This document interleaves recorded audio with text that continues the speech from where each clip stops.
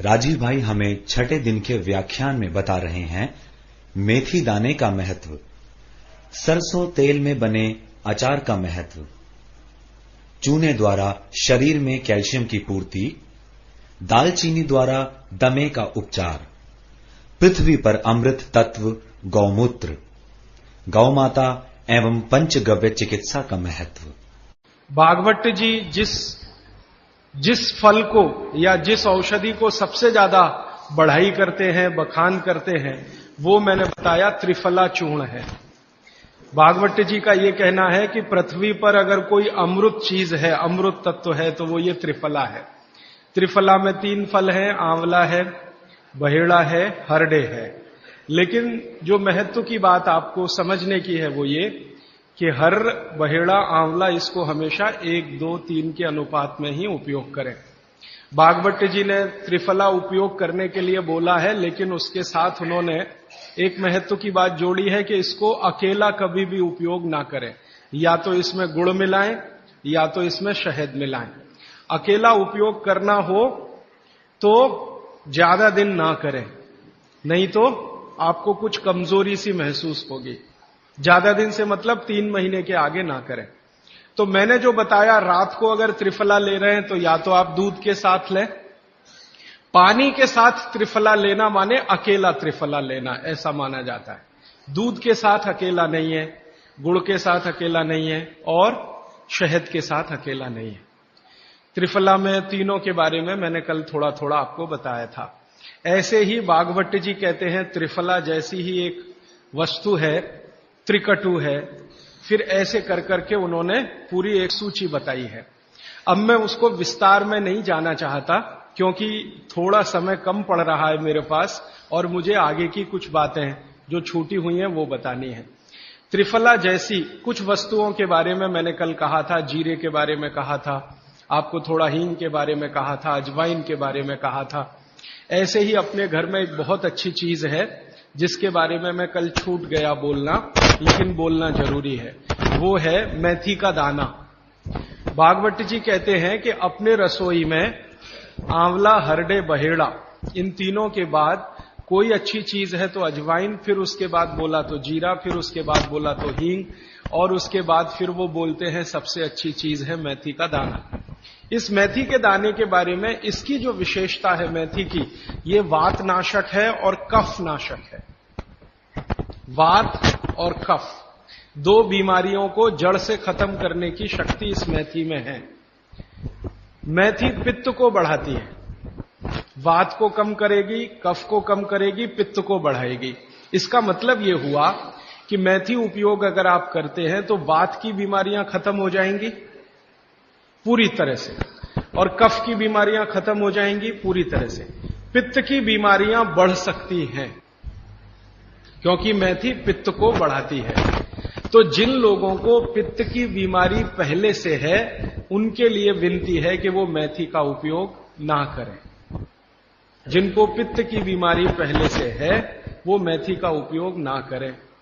पित्त की बीमारी आप समझते हैं, एसिडिटी होना, हाइपर एसिडिटी होना, अल्सर होना, पेप्टिक अल्सर होना, मुंह में पानी आना, खाने का हजम नहीं होना, खाना खाने के 2-3 घंटे बाद भी खाने का टेस्ट मुंह में रहना, डकारे आना वगैरह वगैरह, हिचकी आना, ये ज्यादातर पित्त से जुड़ी हुई बीमारियां। तो मेथी के लिए भागवत जी कहते हैं कि पित्त के रोगी छोड़कर वात और कफ के रोगी इसको भरपूर मात्रा में ले सकते हैं। अब वात की बीमारियां अगर आपकी हैं, घुटने दुखना, कमर दुखना, कंधे दुखना, जोड़ों का दर्द, मेथी का उपयोग जरूर करें, जरूर करें। अब आप पूछेंगे जी मेथी का उपयोग करने का तरीका बहुत सरल बताया भागवत जी ने कि रात को 1 गिलास गुनगुने पानी में या गर्म पानी में 1 चम्मच मेथी दाना डाल दें, रात भर उसको रखें, सुबह उठकर मेथी दाने को चबा चबा के खाएं। चबा चबा के खाने का महत्व तो बहुत है। कई लोग मेथी की फंकी लेते हैं, पिसा हुआ मेथी होता है ना, उसकी फंकी लेते हैं, लेकिन फंकी का महत्व इतना नहीं है जितना चबाकर खाए हुए मेथी का है। क्यों? कारण उसका यह है कि जैसे ही मेथी आप चबाते हैं, लार बनना बहुत तेजी से शुरू होती है, क्योंकि मेथी का जो स्वाद है ना वो कटुक है, कषाय स्वाद है उसका। तो उस स्वाद की कोई भी चीज आप चबाएंगे बहुत तेजी से लार बनेगी, और वो लार मैंने आपको पहले ही बता दिया है आपके जीवन के लिए बहुत ही महत्वपूर्ण और उपयोगी है। इसलिए मेथी दाने को चबाकर खाने का असर बहुत गहरा और बहुत अच्छा होता है। तो आप मेथी दाना नियमित रूप से अपने घर में रखें, रसोई में रखें, उसका उपयोग करें। इस मेथी दाने के लिए एक बात वैसे मैंने महसूस की है, हमारे ज्यादातर घरों में अचार जितने भी बनते हैं सब में मेथी होती है, ज्यादातर। तो आप बागवट जी की बात अगर मानते हैं और सुनते हैं तो जो भी अचार में मेथी है वो अचार नहीं है, औषधि है, दवा है। माने आप कभी भी अपने जीवन में ऐसे अचार खाने से परहेज ना करें जिसमें मेथी है। मेथी है तो जरूर खाएं, वो चाहे आम का अचार हो, चाहे कोई भी दूसरा नींबू का हो, या जो भी अचार आप डालते हैं, अगर मेथी है तो जरूर उस अचार को आप खा सकते हैं। कुछ अचारों में मेथी के अलावा ये भी होती है, अजवाइन होती है। अगर अजवाइन है तो आप जरूर अचार खा सकते हैं, क्योंकि महत्व की बात जो आपको मैं समझाना चाहता हूं वो ये कि किसी भी अचार पर, किसी भी फल पर औषधियों का असर फल से ज्यादा होता है। जो विज्ञान की बात है वो ये कि आपने अचार डाला, तो मान लो आम का फल था, आम के फल का अचार डाला, अब इस पे मेथी पड़ गई या इस पे पड़ गया ये अजवाइन पड़ गई, तो अजवाइन और मेथी दो ऐसी औषधियां हैं जो दूसरे के प्रभाव को बहुत कम और अपने प्रभाव को बढ़ा देती हैं। तो कई लोग ऐसा घबराते हैं ना, मुझे अचार खाना तो अच्छा लगता है लेकिन खा नहीं सकता क्योंकि मुझे ऐसी तकलीफ है। मैं आपको ये कहना चाहता हूं कि अगर मेथी पड़ी हुई है किसी भी अचार में और आप वात के रोगी हैं या आपको कफ की तकलीफ है तो बेझिझक वो अचार खाइए, तो अचार के साथ मेथी जाएगी। और अचार में पड़ी हुई मेथी का असर पानी की मेथी से कई गुना ज्यादा हो जाता है।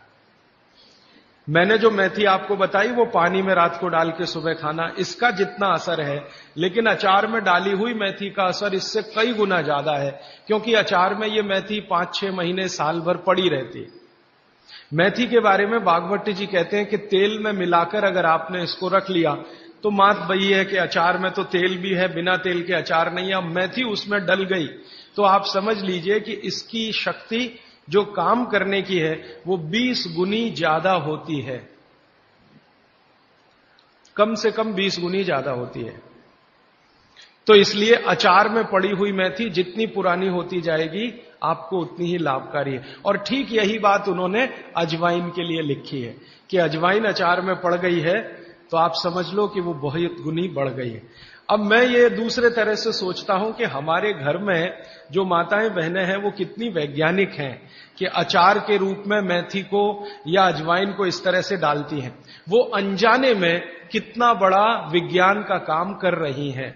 जानकर करें तो आप सोचो कितना गर्व हो, कितना गौरव हो, लेकिन अनजाने में वो कर रही हैं। तो ये बात मैं विशेष रूप से आपके ध्यान में लाना चाहता हूं कि जिस घर की माताएं अचार बनाना जानती हैं वो बहुत वैज्ञानिक है। भले उन्होंने अपनी मां से सीखा हो या दादी मां से सीखा हो या नानी मां से सीखा हो, अनजाने में आपने एक ऐसी चीज सीख ली है जो दुनिया के बड़े बड़े डॉक्टर नहीं जानते। कोई भी एमबीबीएस एमडी डॉक्टर से पूछ के देख लीजिए, उसके बारे में कुछ नहीं जानता। और चूंकि वो जानता नहीं है तो अनजाने में कह देता अचार मत खाओ जी, हाँ नहीं तो ये हो जाएगा वो हो जाएगा। उसको ये मालूम नहीं है कि मेथी दाने का अचार है, अजवाइन का अचार है, जीरे का अचार है। तो ये जीरा है, मेथी दाना है, अजवाइन है, हींग का अचार एक बनता है। तो बागवट जी कहते हैं कि जितने तरह के फलों के अचार हम बनाते हैं उसमें आयुर्वेदिक औषधि अगर पड़ गई है तो वो फल का असर कम है, औषधि का असर ज्यादा है। और आयुर्वेद की औषधियों को कुछ विशेष कॉम्बिनेशन में तेल के साथ अगर आप उपयोग कर रहे हैं तो असर सबसे ज्यादा है। माने बागवट जी के हिसाब से अचार आप जरूर खाएं, लेकिन इसमें उन्होंने बोला है कि अचार महत्व की बात है कि उसमें या तो मेथी हो, या तो अजवाइन हो, या तो जीरा हो, या तो हींग हो, दालचीनी हो, जो भी है, औषधि के बिना अचार ना खाएं। ये है उनका सूत्र। थोड़ा आगे बढ़ते हैं। वो हमारे रसोई घर में एक चीज के बारे में बहुत बखान करते हैं, माने बहुत बढ़ाई करते हैं। वो ये कहते हैं कि जो लोग खाने के बाद पान खाते हैं चूना मिलाकर, वो जिंदगी भर वात के रोगी होंगे नहीं। माने चूना, वो बोलते हैं, सबसे बेहतरीन वातनाशक औषधि है। मेथी का दाना तो है ही, चूना उससे थोड़ा 1 डिग्री ऊपर है। मेथी दाने से चूना सबसे अच्छी वातनाशक औषधि है। चूने के बारे में भागवत जी का बहुत रिसर्च है, बहुत रिसर्च है। और वो ये कहते हैं कि ये भगवान की दी हुई प्रचंड मात्रा में अद्भुत ऐसी चीज है जो आपके वात के सब रोगों को दूर करेगी। माने घुटने दुखते हैं, कमर दुखती है, कंधा दुखता है, चूना खाइए। फिर वो कहते हैं कि इतना ही नहीं, शरीर में कैल्शियम जो है ना, कैल्शियम ये एक घटक है, माइक्रो न्यूट्रिएंट इसको कह सकते हैं अंग्रेजी में, सूक्ष्म पोषक तत्व है। ये कैल्शियम के बारे में जो गंभीर बात है आज के विज्ञान के हिसाब से जो मैं कहना चाहता हूं, भागवत जी ने तो 3500 साल पहले कह दिया, आज का विज्ञान उसको प्रूव कर रहा है, कंफर्म कर रहा है। वो ये कि कैल्शियम की कमी अगर शरीर को है तो आपको 20 नहीं 50 बीमारियां आएंगी। कैल्शियम की कमी अगर है शरीर को तो 50 बीमारियां आएंगी। क्या क्या आ सकता है? हर तरह का दर्द आपको होगा, हर तरह का, मांसपेशियों का दर्द, हड्डियों का दर्द, सब तरह का। हड्डियों की जितनी विकृतियां हैं वो सब कैल्शियम की कमी से आएंगे। हड्डियों के जितने रोग हैं वो सब कैल्शियम की कमी से आएंगे।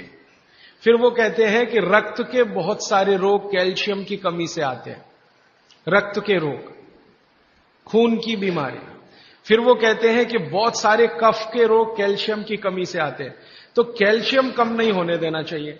जो विज्ञान आज का कहता है, आधुनिक विज्ञान ये कहता है कि कैल्शियम वो माइक्रो न्यूट्रिएंट है, वो सूक्ष्म पोषक तत्व है जिसके शरीर में रहने पर ही दूसरे सूक्ष्म पोषक तत्व उपयोगी होते हैं।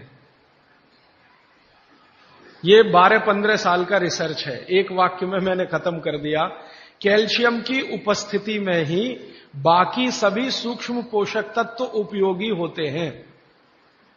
इसका मतलब यह है कि अगर आपको शरीर में विटामिन सी का असर देखना है तो कैल्शियम चाहिए, विटामिन ए का असर देखना है तो कैल्शियम चाहिए, विटामिन बी का असर देखना है तो कैल्शियम चाहिए, अगर विटामिन डी का असर देखना है तो भी कैल्शियम चाहिए, विटामिन के का असर देखना है तो भी कैल्शियम चाहिए, प्रोटीन अच्छे से आपके शरीर को काम में आए तो कैल्शियम चाहिए, कार्बोहाइड्रेट्स ठीक से आपके शरीर को मदद करे तो कैल्शियम चाहिए, फैट्स आपके शरीर में डिसॉल्व होते रहें और जहां जरूरत है वहां लुब्रिकेशन में मदद करते रहे तो कैल्शियम चाहिए। माने समझ लीजिए कि कैल्शियम अगर नहीं है तो शरीर में सब कुछ बीमारियां आने ही वाली है। इसलिए कैल्शियम की उपलब्धता शरीर को होनी ही चाहिए। अब इसके बारे में भागवत जी कहते हैं, आधुनिक विज्ञान ने अभी प्रूव किया, भागवत जी पहले ही कह गए कि हमारे शरीर की 40 वर्ष की उम्र तक, 40 से 45 वर्ष की उम्र तक जो कुछ भी हम खा रहे हैं इसी में से हमको कैल्शियम मिलता रहता है। सबसे ज्यादा कैल्शियम आप जानते हैं दूध में है, दूध, फिर दूध के बाद दही, दही के बाद मट्ठा, मट्ठे के बाद मक्खन, मक्खन के बाद घी, इन सब में भरपूर कैल्शियम है। फिर आपने खाया संतरा, मौसम्मी, नारंगी, अंगूर, द्राक्ष, जो भी खट्टे फल, आम वगैरह वगैरह, सब में कैल्शियम भरपूर मात्रा में है। फिर सबसे ज्यादा कैल्शियम फलों में माना जाता केले में है। केला भरपूर खाना चाहिए क्योंकि कैल्शियम का सबसे बड़ा भंडार है और आसानी से हजम होता है। तो ऐसे जो फल हैं इनका जो कैल्शियम है ये 40-45 साल तक हमें आसानी से मिलता रहता है, क्योंकि शरीर की जो बायोकेमिस्ट्री है 40-45 साल तक एकदम दुरुस्त और तंदुरुस्त रहती है। जठर अग्नि भी तीव्र रहती है, बाकी सब फंक्शन ठीक है। लेकिन जैसे ही 45 की उम्र खत्म होती है, माताओं को ये बात विशेष रूप से कह रहा हूं, बहनों को, माताओं को, जैसे ही आपकी 45 की उम्र पूरी होती है और आपका मेंसेस साइकिल बंद होता है, मासिक धर्म आपका बंद होता है, उसी समय आपको कैल्शियम हजम होना कम होना शुरू होता है। आप कितना भी ये सब चीजें खाएं, केला भी खाएं, ये भी खाएं, लेकिन कैल्शियम उतना पूर्ति नहीं करता, क्योंकि कैल्शियम को शरीर में डाइजेस्ट कराने वाला जो हार्मोन है वो तभी तक आपको है जब तक आपकी मासिक चक्र की शुरुआत है। मासिक चक्र बंद होते ही ये हार्मोन कम होता है। आप जानते हैं कई हार्मोन्स कम हो जाते हैं, तो कैल्शियम डाइजेस्ट होना बहुत मुश्किल होता है। तब आपको जरूरत पड़ती है कि बाहर से कैल्शियम लें। इसलिए सब माताएं इस बात को ध्यान दें और इसको गांठ बांध लें कि 45 की उम्र होते ही चूना खाएं, क्योंकि अतिरिक्त बाहर से कैल्शियम उसी से मिलेगा। चूना जरूर खाएं आप सबके लिए, और आपको भी है चूना खाएं, क्योंकि आपकी उम्र भी 45 की जब पूरी होगी तो ये जो कैल्शियम है वो आपके लिए पर्याप्त नहीं है जो फलों से और सब्जियों से आ रहा है, कुछ अतिरिक्त चाहिए। और चूंकि बाकी सब माइक्रो न्यूट्रिएंट्स कैल्शियम की उपस्थिति में ही काम आएंगे, इसलिए इस पर ध्यान दीजिए। तो शायद इसलिए इस देश में एक परंपरा विकसित हुई है पान खाने की। ये पान खाने की परंपरा बहुत वैज्ञानिक है, बहुत ही वैज्ञानिक। जिसने भी शुरू की वो बागभट्ट का पक्का चेला रहा होगा, बहुत समझकर उसने ये शुरू की। और ये अद्भुत है। अद्भुत मैं इसलिए कह रहा हूं कि भारत की सब जातियों में उत्तर से दक्षिण, पूरब से पश्चिम ये परंपरा है। कहीं भी चले जाओ, आप सिक्किम में चले जाओ, अरुणाचल में चले जाओ, वो भी पान खाते हैं। और आप धुर दक्षिण में आ जाओ तो यहां भी है, उत्तर में चले जाओ, कहीं भी चले जाओ। तो ये पान खाना भारतीय सभ्यता का एक बहुत महत्वपूर्ण अंग है जो स्वास्थ्य से जुड़ा हुआ है। बस ध्यान इतना ही रखिए कि पान जो है चूने का ही खाना है। पान जो है चूने का ही खाना है। पान कभी भी कत्थे वाला ना खाएं, क्योंकि कत्था आपके लिए उतना उपयोगी नहीं है। कत्था स्वाद के लिए आप उपयोग करते हैं, चूना औषधि के लिए उपयोग करते हैं। ये बात मैं एक बार पहले भी कह चुका हूं, आज फिर से इसलिए कह रहा हूं कि कुछ नए चेहरे मैं देख रहा हूं। तो आपके रसोई में मेथी दाना हो गया, चूना हो गया, पान हो गया, फिर पान के बाद आपको जीरा, हींग वगैरह वगैरह, अजवाइन, ये सब हो गई। ऐसी कुल 108 औषधियां हैं। गरीब से गरीब आदमी की रसोई में ये औषधियां हैं, इनका भरपूर उपयोग करिए। एक औषधि के बारे में बागभट्ट जी कहते हैं और भी महत्व की है, दालचीनी। दालचीनी के बारे में बागभट्ट जी कह रहे हैं कि वायु के जितने भी प्रकोप हैं, जैसे दमा, अस्थमा, ये वायु की बीमारियां, अस्थमा, दमा, वात की बीमारियां वायु की, तो इनको खत्म करने में या समाप्त करने में या इन बीमारियों को ठीक करने में बड़ी मदद करता है दालचीनी। और दालचीनी के बारे में बागभट्ट जी कहते हैं कि ये दमा, अस्थमा, इनको तो खत्म करेगा ही, वात के सब रोगों को खत्म करेगा, कफ के रोगों को भी खत्म करता है। कफ के रोग आप समझते हैं, खांसी है, सर्दी है, जुकाम है, मोटापा है, वजन बढ़ना, ये सब कफ के रोग हैं। तो इनमें भी दमा जैसी बीमारियों जितना असर है दमा पे, उतना ही इस पर भी है, कफ की। तो दालचीनी का भी उपयोग आप कर सकते हैं आपकी बीमारी के हिसाब से। दालचीनी आप सब जानते हैं, आसानी से आपको पहचान में भी आती है। बस उसका उपयोग करते समय ध्यान रखें कि ये ज्यादा उपयोगी है पाउडर के रूप में। कई बार मैंने देखा है भोजन बनाते समय हम दालचीनी का पत्ता डाल देते हैं या उसकी वो जो छाल जैसी है वो डाल, वो उतना उपयोग नहीं आता जितना पाउडर करके वो उपयोग में आता है। और दालचीनी के बारे में बागवती जी कहते हैं कि इसको अगर उपयोग कर रहे हैं तो आप गुड़ के साथ इसको खूब घिसिए, रगड़िए, ऐसे ऐसे ऐसे ऐसे खूब अच्छे से गुड़ मिले, फिर खाइए, फिर पीछे से थोड़ा गर्म पानी पीजिए, अद्भुत परिणाम। और अगर आप शहद ले सकते हैं तो शहद के साथ तो इसका मर्दन एक शब्द उन्होंने इस्तेमाल किया, मर्दन माने घिसना, रगड़ना। तो वो कहते हैं कि खूब रगड़ करके, मर्दन करके शहद में ऐसे ऐसे ऐसे ऐसे 5-7 मिनट, फिर चाटिए और थोड़ा हल्का गुनगुना पानी पीजिए, तो आपके शरीर के कम से कम तो 50 रोग ये अकेला दालचीनी खत्म कर देगा, कम से कम 50। कफ के रोग और वात के रोग। तो ऐसी बहुत सारी चीजें अपने रसोई में है। अभी मैं थोड़ा आगे बढ़ता हूं, रसोई से बाहर निकलता हूं, क्योंकि रसोई में अगर मैं बोलूं तो और 3-4 दिन जाएगा। आपको और ज्यादा विस्तार से ये जानना है तो मैंने बार बार कहा है, पुस्तकें हैं। एक पुस्तक है जो रसोई घर पर ही केंद्रित है, जिसका नाम है स्वदेशी चिकित्सा, और एक दूसरी है सौंदर्य चिकित्सा, माने स्किन के जितने डिसीज हैं बाहर हैं आप ले जाइए। भागवत जी के ही सारे सूत्र हैं। बस इतना ही हमने किया है कि भाषा थोड़ी सरल की है और उपयोग आप कर सकें आज के समय में, उस हिसाब से उस सूत्र को लिखा है। लेकिन जितने सूत्र हैं किताबों में वो सब परीक्षण करके लिखे गए। 6-7 साल हमने खूब परीक्षण किया है, परिणाम मिले हैं तभी उनको लिखा है, ताकि किसी को फायदा तो हम दें, अच्छा है, नुकसान किसी का ना हो हमारे कहने और करने से। मैं थोड़ा आगे बढ़ता हूं। भागवत जी कहते हैं कि भगवान ने, प्रकृति ने हमको जो बहुत सारी चमत्कारिक चीजें उपलब्ध कराई हैं, भगवान ने या प्रकृति ने, उनमें से एक चमत्कारी चीज वो बोलते हैं गाय है। गाय,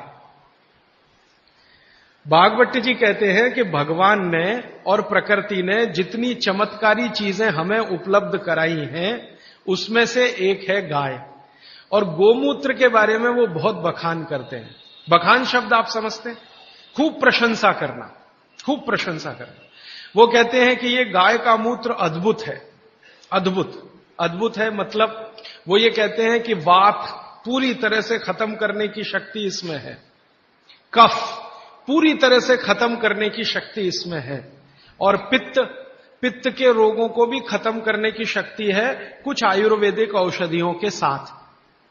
वात और कफ को तो ये अकेला ही खत्म कर देता है, पित्त को खत्म करने के लिए इसमें कुछ औषधियां मिलानी पड़ती हैं।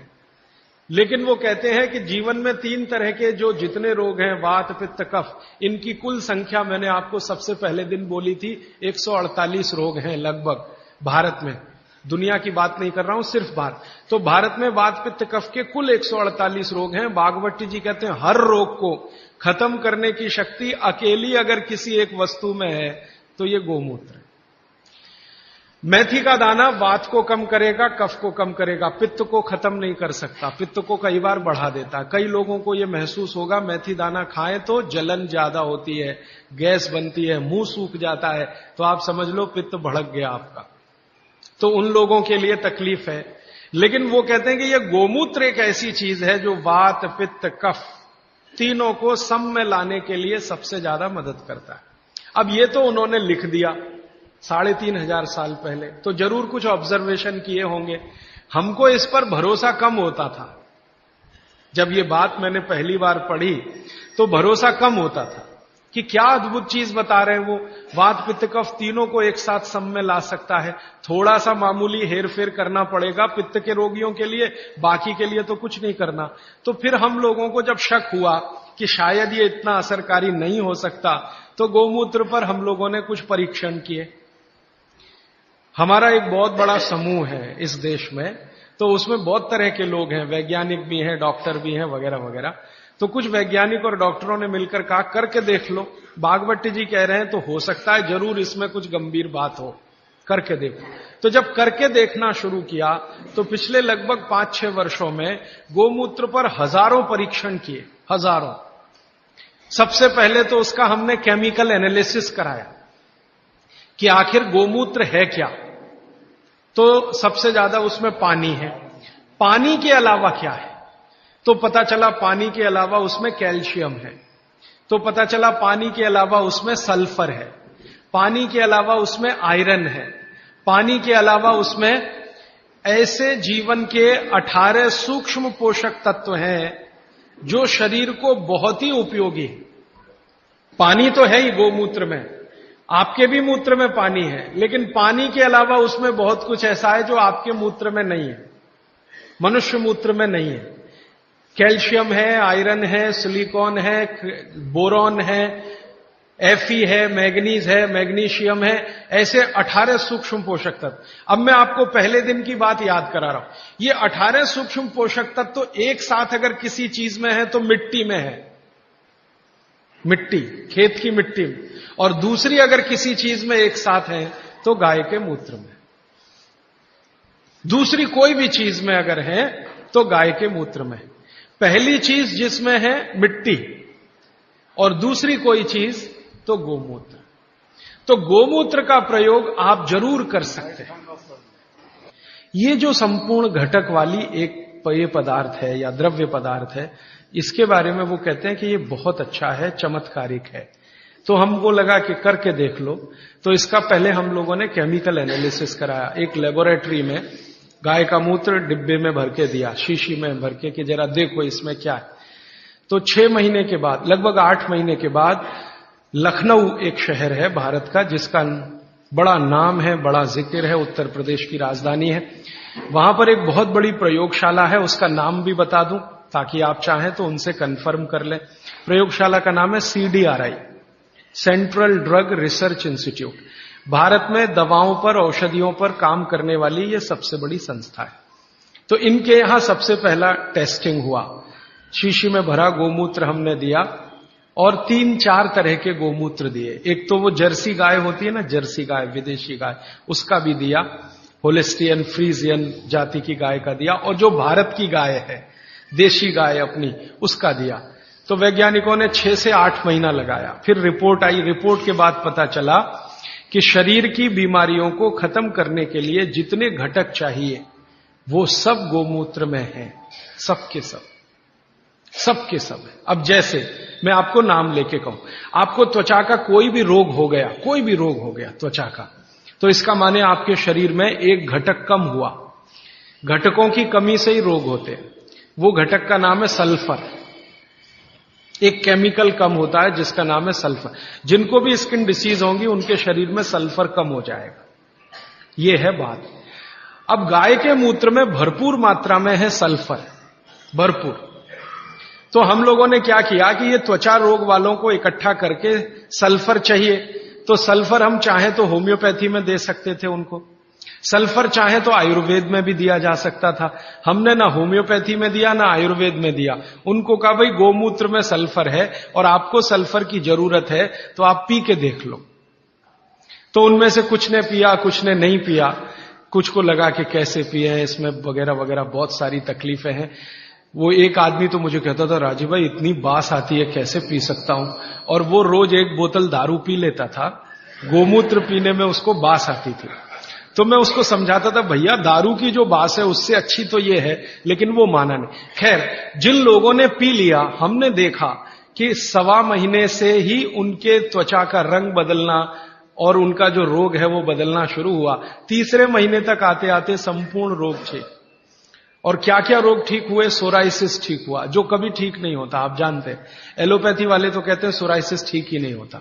सोराइसिस के बारे में वो कहते हैं कि आदमी मरे तो ठीक होता है, ये भाषा है डॉक्टरों की। तो वो सोराइसिस ठीक हुआ। एक्जिमा तो इतने आसानी से ठीक हुआ कि बहुत ही आसान। खुजली, खाज, दाद, सब तरह के त्वचा रोग ठीक हुए। तो बात समझ में आई कि बागवती जी सही कहते हैं। फिर हमने इसका एक्सपेरिमेंट घुटने दुखने वालों पे किया। घुटने दुखते हैं, कमर दुखती है, कंधा दुखता है, और देखा कि रिजल्ट बिल्कुल सही है। 15 से 20 दिन में ही असर है। फिर हमने इसका प्रयोग कफ वालों पे किया। खांसी है, सर्दी है, जुकाम है, 20-20 साल की खांसी है, 25-25 साल की खांसी है।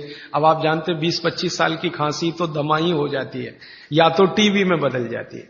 तो उसमें देखा तो इतना तीव्र असर है इसका कि अगर आप ट्यूबरकुलोसिस के किसी भी पेशेंट को सरकार का इलाज कराएं, आप खुद कर लें ये एक्सपेरिमेंट, मैं तो 20 बार कर चुका। सरकार का इलाज आप जानते हैं, गोलियां, डॉट्स की गोलियां टीबी के मरीजों को देते हैं और कहते हैं हम फ्री में बांट रहे हैं।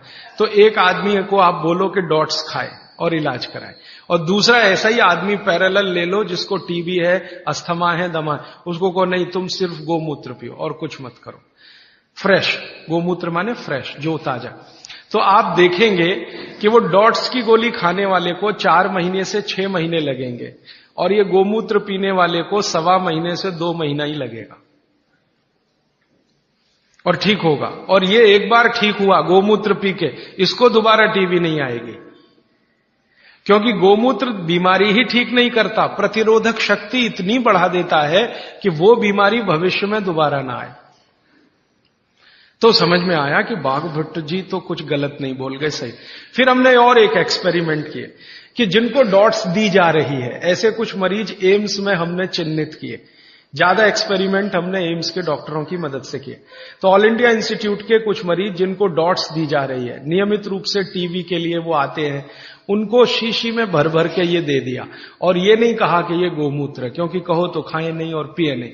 उनको कहा ये बहुत अच्छा सिरप है, आप इसको पीते रहो। अब वो आते थे, शिकायत करते थे कि ये कैसा सिरप है, इसमें कुछ बास सी आती है, दूसरे सिरप तो मीठे मीठे लगते हैं, कि भाई ये सिरप दूसरे तरह का। तो उनको बताएं तो पिए नहीं, और हमारा एक्सपेरिमेंट हो नहीं तो हमें तो करना था, तो उनको बताया गया। तो ये हमने देखा कि डॉट्स का जो काम करने का है, डॉट्स माने उसके जो माइक्रोन्यूट्रिएंट्स, उसके घटक जो शरीर पर काम हो रहे हैं, गोमूत्र पीते ही उनके काम करने की शक्ति 20 गुने से 40 गुनी बढ़ गई। डॉट्स तो काम कर ही रही है, लेकिन गोमूत्र के साथ जब डॉट्स दी गई तो वही उनकी बीमारी जो 6 महीने में खत्म होने वाली थी, वो 2-2.25 महीने में संपूर्ण जड़ से ठीक हो गई। फिर जब वो ठीक हो गए, तब उनको हमने बताया कि भैया वो शीशी में भर के जो दिया था वो गोमूत्र था। तो तुरंत नाक चढ़ गई उनकी, ठीक हो गए। कहते हैं जी आपने तो बहुत अच्छा कर दिया, हमको हमारी संभावना नहीं थी कि हम जिंदा भी बचेंगे, लेकिन नाक तब भी चढ़ गई। तो ये जो नाक चढ़ती है हमारी, ये अब कम कर दीजिए इसको चढ़ाना। गाय का मूत्र अद्भुत है, बहुत ही अद्भुत है। इसके हम एक्सपेरिमेंट करते करते 48 रोगों तक पहुंचे हैं आज। 48 डिसीज हैं, 48 रोग हैं, वात के, कफ के, पित्त के, तीनों के जड़ से खत्म होते हैं। अभी जो लेटेस्ट हम काम कर रहे हैं, आज की तारीख में जब मैं आपसे कह रहा हूं, इस समय ज्यादा काम हो रहा है कैंसर पे, कि गोमूत्र का कैंसर पे असर देखो क्या होता है। तो गले का कैंसर, आहार नली का कैंसर और पेट का, इन 3 कैंसरों पर सबसे अच्छे परिणाम है गोमूत्र के, तीनों कैंसर पे। बाकी जो रक्त का कैंसर है उसमें परिणाम अभी उतने अच्छे नहीं हैं।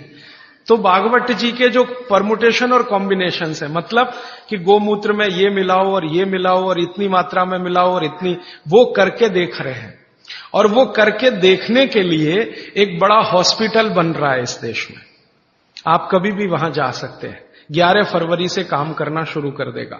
वलसाड में बन रहा, वलसाड आपने सुना है, गुजरात में। तो वलसाड के कुछ जैन समाज के लोग इकट्ठे हुए, उन्होंने दिल दिखाया और दान दे दिया जितना चाहिए था। माने हॉस्पिटल बनाने के लिए आप जानते हैं आसान नहीं है, और कैंसर हॉस्पिटल के लिए तो थोड़ा मुश्किल है। तो उन्होंने भरपूर दान दे दिया, जगह भी दे दी, तो हॉस्पिटल बन के तैयार हो गया। 11 फरवरी से काम शुरू हो जाएगा। जो वैज्ञानिक गोमूत्र पर काम कर रहे थे पिछले 6-7 साल से, वो सब इकट्ठे होकर वलसाड में बैठेंगे और सिर्फ कैंसर पे काम करेंगे, क्योंकि बाकी काम तो करके देख चुके हैं, वो सब में अच्छा है। हर बीमारी में काम आ रहा है, कैंसर में करेंगे, और हर तरह के कैंसर में करेंगे। गर्भाशय के कैंसर में करेंगे, रक्त कैंसर में करेंगे, ब्रेन ट्यूमर जो कैंसर में कन्वर्ट होता है उसमें करेंगे। और शायद हमें लगता है 1-1.5 साल के बाद मैं दोबारा आपको मिलूंगा तो इस पर बहुत विस्तार से बात करूंगा कि कैंसर में क्या रिजल्ट है। 3 तरह के कैंसर के रिजल्ट तो अभी बता सकता हूं, गले का, आहार नली का और पेट का। ये तो बहुत अच्छे से ठीक हो रहा है, लेकिन बाकी कैंसर में भी इसका कोई असर है। आपने कैंसर के बारे में जितना कुछ सुना है, उसमें से एक बात मैं कहूं कि आधुनिक विज्ञान ये कहता है कि शरीर को कैंसर तभी होता है जब शरीर में एक केमिकल कम होता है। उस केमिकल का नाम है करक्यूमिन।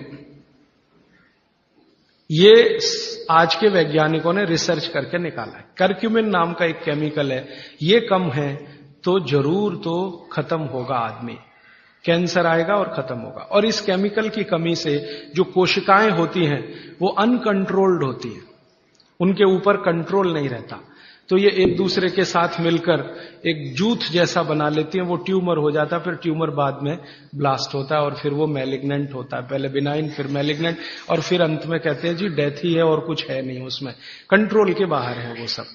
सारे वैज्ञानिक इसमें लगे हुए। अब संयोग की बात देखिए कि जिस करक्यूमिन की बात आज के वैज्ञानिक कर रहे हैं, वो करक्यूमिन भरपूर मात्रा में गोमूत्र में है, भरपूर मात्रा में, और एकदम डाइजेस्टेबल फॉर्म में है। डाइजेस्टेबल माने तुरंत पियो और असर करे, ऐसा देर नहीं लगे। ये कुछ ऐसा संयोग है प्रकृति का। वैज्ञानिक कह रहे हैं कि ये तत्व कम होता है तभी कैंसर होता है। अब यही तत्व गाय के मूत्र में है।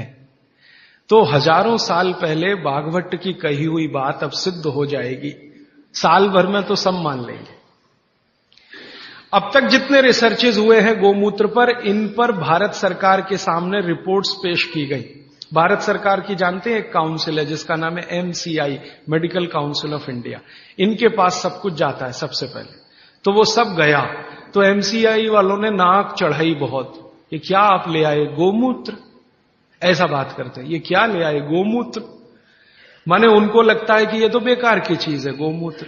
अब उनका कुतर्क क्या है वो जरा देखो। कुतर्क, तर्क है तो चलो अच्छा है, हम उनसे संवाद कर सकते हैं, समझा। कुतर्क करते, कहते जी ये गोमूत्र इतना ही अच्छा होता तो गाय छोड़ती क्यों इसको शरीर से। जब हमारा झगड़ा हुआ ना MCI वालों से, आधुनिक डॉक्टरों से, और उन्होंने ये कुतर्क करना शुरू किया कि क्या फालतू बात करते हैं, गोमूत्र इसमें कुछ है क्या। मैंने कहा भैया बहुत कुछ है, नहीं तो कोई मूर्ख नहीं था जो 3500 साल पहले इसको लिख के चला गया। और उसके बाद भी कई लोगों ने कहा, वैद्यों ने कहा, कई वैद्य हैं जो बिना आपको बताए गोमूत्र देते रहते हैं और आपको ठीक करते रहते हैं। उनके बहुत सारे काढ़े, बहुत सारी दवाएं गोमूत्र में बनाते हैं, आपको नहीं बताते, ये अलग बात है। क्योंकि हर वैद्य मुझे यही कहता है, बता दो तो नाक चढ़ जाती है सबकी, नाक चढ़े तो थोड़ा रेजिस्टेंस आता, फिर दवा का असर कम हो जाता, तो बिना बताए देते रहते हैं। तो हमको कॉन्फिडेंस था, तो डॉक्टरों से जब झगड़े हुए हमारे आज के डॉक्टरों से, तो उनका पहला ही कुतर्क था, जी अच्छा होता तो गाय छोड़ती क्यों, खुद न रखती उसको। तब मुझे मेरी पुरानी एक बात याद आई। मेरी दादी मां हमेशा मुझे कहा करती थी, वो कभी स्कूल में नहीं गई, कॉलेज में नहीं गई, लेकिन ज्ञान बहुत था उसको। हमारे देश में ऐसा ही है, जो स्कूल कॉलेज में नहीं गए वो सब ज्ञानी है। ये मेरा 15 साल का 100% तजुर्बे का हिस्सा है, इसमें कोई कमी नहीं है। जो स्कूल नहीं गए, कॉलेज नहीं गए, बहुत ज्ञानी है, उनके पास नॉलेज बहुत है, फंक्शनल नॉलेज जिसको हम कहते हैं। ऑपरेटिव और फंक्शनल नॉलेज उनको जबरदस्त है, और वो इतनी ज्ञान की बातें कई बार कर जाते हैं कि हमारा सिर घूम जाता है। एक बार मैं आपको ये क्षेपक है लेकिन मैं जोड़ देता हूं आपको समझ। मैं एक बार पटना रेलवे स्टेशन पे उतरा, बहुत बार जाता रहता हूं, घूमता रहता हूं। तो रात के 2:30 बजे थे। अब ट्रेन से उतर गया, सामान थोड़ा ज्यादा था, मेरे पास एक ही सामान है, किताब है। मेरे कपड़े तो 2 ही 3 है, बस किताब है। तो उठाए गट्ठर, अब कैसे उठाएं, तो कुली चाहिए भाई, तो ढूंढना शुरू किया तो एक ही कुली दिखाई दिया। मैंने कहा भाई जरा ले चलो बाहर तक। उसने कहा साहब थोड़ी देर रुक जाओ, मेरा कुछ झगड़ा है। किससे झगड़ा है? तो मेरी पत्नी से झगड़ा हो रहा है, थोड़ी देर रुक जाओ फिर मैं ले जाऊंगा। तो मैं खड़ा हो गया, दोनों की बात सुनने लगा। पति और पत्नी बात कर रहे थे। उसकी पत्नी कहीं गांव से आई हुई थी, कोई मामला था। मुझे ज्यादा उनकी भाषा समझ में नहीं आ रही थी, क्योंकि वो जो है ना स्थानीय भाषा बोलते हैं, और मैं थोड़ा मूर्ख आदमी हूं, मुझको कम समझती। तो मैं सुन जरूर रहा था, झगड़ा चल रहा था। अंत में कुछ फैसला हुआ, और फैसला हुआ फिर उसने कहा चलो अब आपका सामान लेता हूं। तो मैंने जिज्ञासा से पूछ लिया भाई बात क्या थी? तो उसने कहा कुछ नहीं। मैंने कहा बता दो भाई। उसने कहा मेरे घर की बात है, आपको क्या बताऊं। तो फिर भी मैंने कहा बता दो। तो उसने कहा बात इतनी सी थी कि मेरी पत्नी कुछ कह रही थी, मैं मान नहीं रहा था। फिर मैंने कहा क्या हुआ? उसने कहा अब मैंने मान लिया। मैंने कहा क्यों मान लिया? अब देखो उसने जो आगे बोला तो मैं तो दंग रह गया। मुझे लगा कि मैं इसके पांव छू लूं, ये इतना महान आदमी है। कुली है। वो कहता है जी स्त्री जो होती है ना, स्त्री वो खूंटा होती है। खूंटा, खूंटा समझते? हिंदी का शब्द है खूंटा। खूंटा जिससे हम गाय बांधते हैं, बैल बांधते हैं। वो कहते हैं स्त्री जो होती है खूंटा होती है, और इस खूंटे से पूरा घर बंधा रहता है। ये खूंटा उखड़ गया तो घर उखड़ जाता है।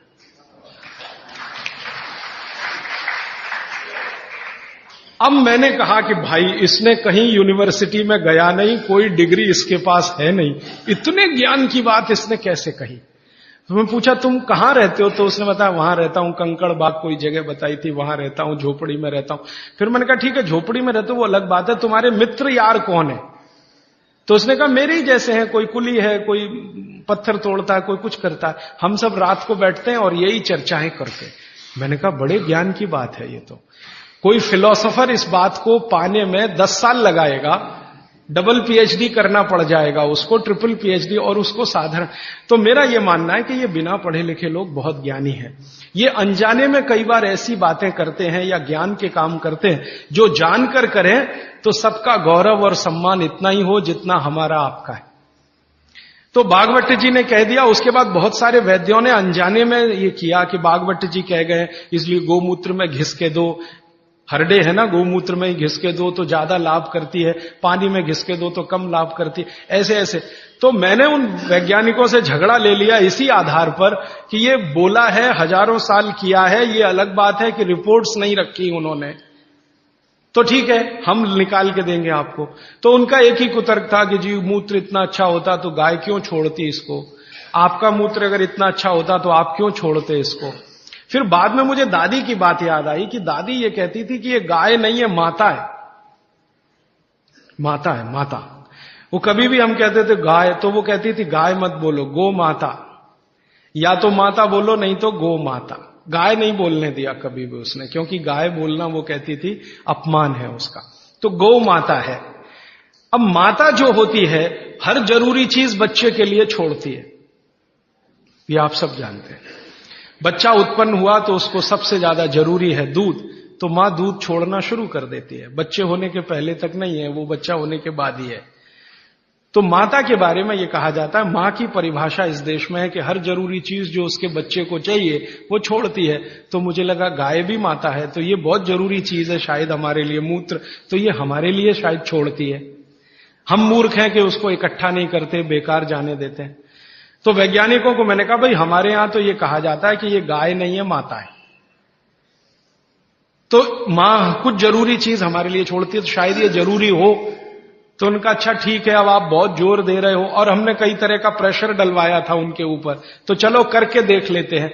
फिर एम्स के और एमसीआई के वैज्ञानिकों ने काम किया, और काम करने के बाद 8 महीने के बाद वो कहते हैं बात आपकी बिल्कुल सही है, ये गोमूत्र हमारे लिए ही गाय छोड़ती है, हमारे लिए ही छोड़ती है। हमको 20 बीमारियां हैं जो इससे ठीक होती है।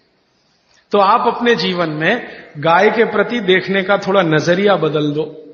अब तक आप गाय को दूध के लिए देखते थे, अब मैं आपको दिखाना चाहता हूं मूत्र के लिए देखो। दूध तो बोनस है, मूत्र उसकी जिंदगी के आखिरी दिन तक मिलने वाली औषधि है। दूध तो थोड़े ही दिन मिलेगा, आप जानती हैं गाय थोड़े दिन दूध देती है, जैसे मां थोड़े दिन दूध दे सकती है वैसे गाय भी थोड़े ही दिन दे सकती है, हमेशा नहीं दे सकती। थोड़े दिन के बाद दूध बंद हो जाता है, लेकिन मूत्र जीवन के आखिरी दिन तक देती है।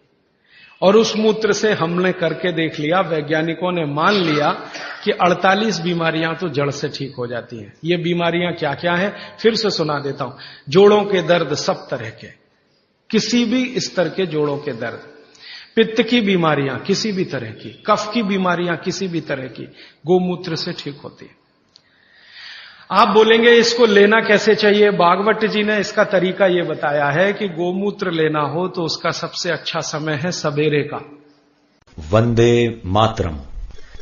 राजीव भाई के अनुज भाई प्रदीप दीक्षित द्वारा संचालित एवं सेवाग्राम वर्धा स्थित राजीव दीक्षित मेमोरियल स्वदेशी उत्थान संस्था के माध्यम से स्वदेशी चिकित्सा के व्याख्यानों की सीडी उपलब्ध कराई जाती है, जिसे आप केवल 10 रुपए के लागत मूल्य पर प्राप्त कर सकते हैं।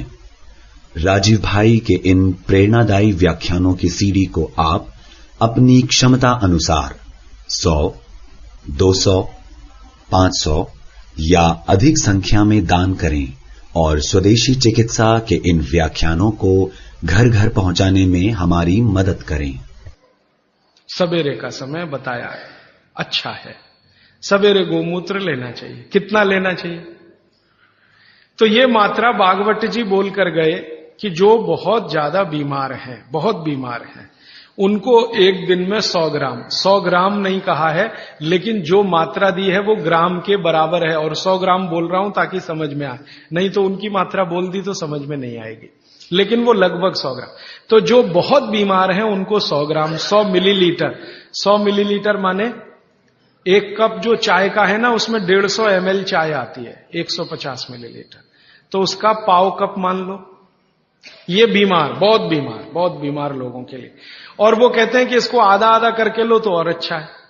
तो आधा एक बार ले लिया, आधा दूसरी बार ले लिया। और जिस समय लें पेट खाली रहे, तो नाश्ते के पहले। अब पेट खाली 2 समय रहता है दिन में, एक तो सुबह सुबह और दूसरा जब भोजन के बाद आप 4 घंटे निकल जाए ना तो पेट लगभग खाली हो जाता है, तो शाम को ले सकते हैं बीमार लोगों। और जो बीमार कम है या स्वस्थ हैं, निरोगी हैं और लेना चाहते हैं, उनको एक ही बार। तो 50 मिलीलीटर की मात्रा उन्होंने बताई उसके लिए। स्वस्थ, कम बीमार 50 मिलीलीटर। 50 मिलीलीटर माने 1 कप का तिहाई हिस्सा, 1/3। तो ये आप ले सकते हैं। अब जिस गाय का मूत्र आप ले रहे हैं उसके बारे में एक छोटी जानकारी उन्होंने जोड़ी उसमें। वो ये कहते हैं सूत्र में कि गाय जो मूत्र पीने लायक माने औषधि के रूप में देती है, वो गाय को पैदल चलना बहुत आवश्यक है। माने वो चले, दिन में घूमे टहले। बांधी हुई गाय जिसको आप चलने ही मत दो, घर में ही बंधी रहे, उसके मूत्र के बारे में भागवत जी कहते हैं कि वो उपयोगी नहीं है, उपयोगी नहीं। अब हमने क्या देखा कि ये जो जर्सी गाय है ना, जर्सी, होलिस्टियन, फ्रीजियन, ये बंधी हुई गाय है। आप इसको छोड़ भी दो तो जाती नहीं है, बद्ध से बैठ जाती है। खड़ा करो फिर बैठ जाएगी, फिर खड़ा करो फिर, खड़ी भी नहीं होती, ज्यादा देर बैठी रहेगी। चलना तो उसके लिए इतना भारी है कि जब वो चलेगी तो ऐसी कराह निकलती है उसके मुंह से। तो ये बंधी हुई गाय है। भागवत जी कहते हैं बंधी हुई गाय का मूत्र अच्छा नहीं है। तो हमने जर्सी का निकाल के देखा, वो सच में अच्छा नहीं। जर्सी गाय के मूत्र में 3 ही घटक है और देशी गाय के मूत्र में 18 घटक है। जो कुछ मिट्टी में है वो गाय के मूत्र में है। अच्छा, फिर मुझे बचपन की एक बात याद आई। मेरी दादी माँ ने कहा कि गाय के शरीर में 33 करोड़ देवता है। अब बात सुन ली, बैठ गई मन में। एक्सप्लेनेशन में पूछता था अपने आप से कि ये कैसे हो सकता, 33 करोड़ देवता, 33 करोड़ देवता। तो हमारे यहां एक शब्द है कोटि। कोटि, कोटि है ना, कोटि। कोटि का एक अर्थ होता है करोड़ और कोटि का एक अर्थ होता है प्रकार। संस्कृत शब्द है कोटि। कोटि का एक अर्थ है करोड़, 10 करोड़, 20 करोड़, 50 करोड़, जो गिनती में आप गिन। कोटि का दूसरा अर्थ है प्रकार। तो शायद यहां पर जो अर्थ है वो प्रकार वाला है। 33 प्रकार के देवता, 33 करोड़ नहीं, क्योंकि जिस समय भागवत जी ने लिखा था उस समय हिंदुस्तान की आबादी 20 करोड़ से कम रही होगी। तो 33 करोड़ देवता कैसे हो सकते हैं जब कुल मनुष्यों की संख्या इतनी कम है। तो शायद वो प्रकार वाला है। और आजकल बहुत लोग खिल्ली उड़ाते हैं ना हिंदू धर्म की, क्या बात करते हो, 33 करोड़ देवता है तुम्हारे यहां, हमारे यहां तो एक ही देवता है और देवता तो एक ही होता है। तो वो शायद 33 प्रकार के देवता हैं, ऐसा है।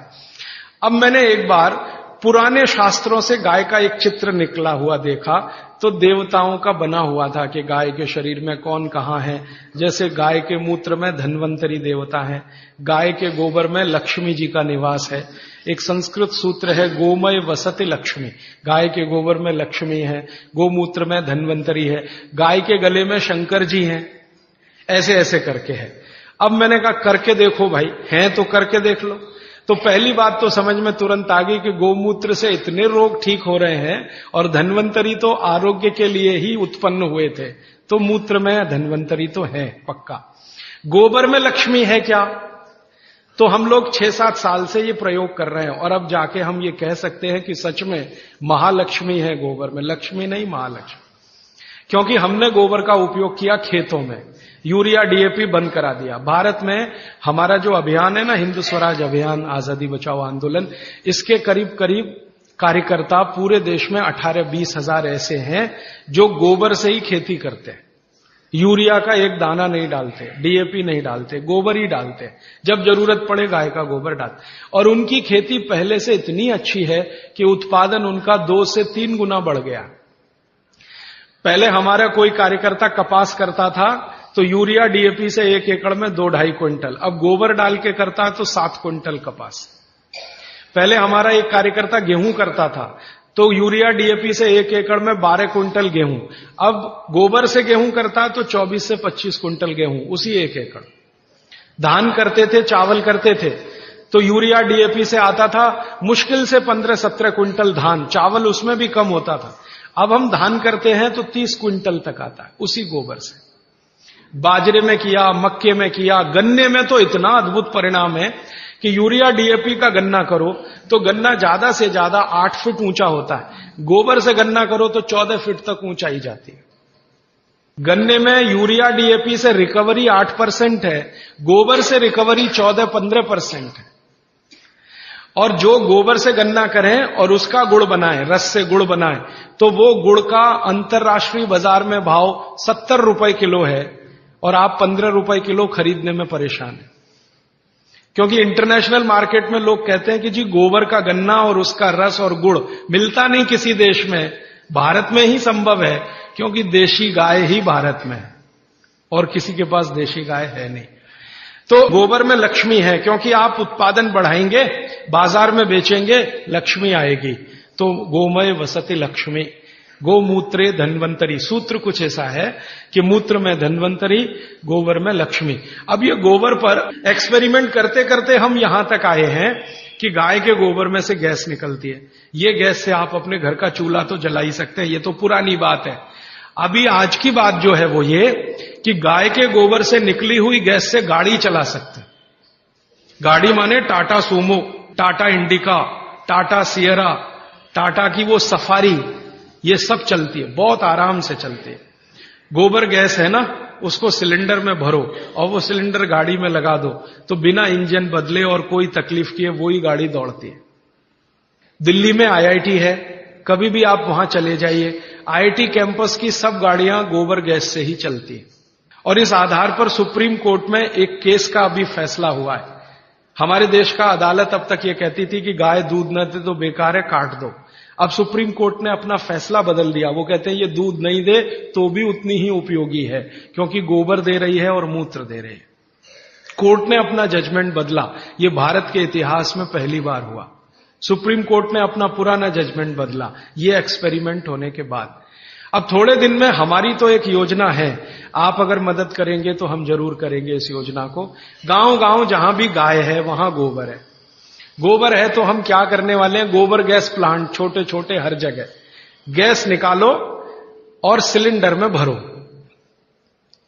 कंप्रेशर की मदद से, आप जानते हैं कोई भी गैस सिलेंडर में भरी जा सकती है, तो कंप्रेशर की मदद से गैस सिलेंडर में भरो और सिलेंडर खुद भी इस्तेमाल करो, दूसरों को भी दो। ये एलपीजी का चक्कर खत्म करो, क्योंकि ये एलपीजी आयातित है, माने इंपोर्टेड है। दूसरे देश के सामने हम भिखारी बन के खड़े हैं, जी दे दो। ईरान से मांग रहे हैं, इराक से मांग रहे हैं, ईरान आंखें दिखा रहा नहीं देते।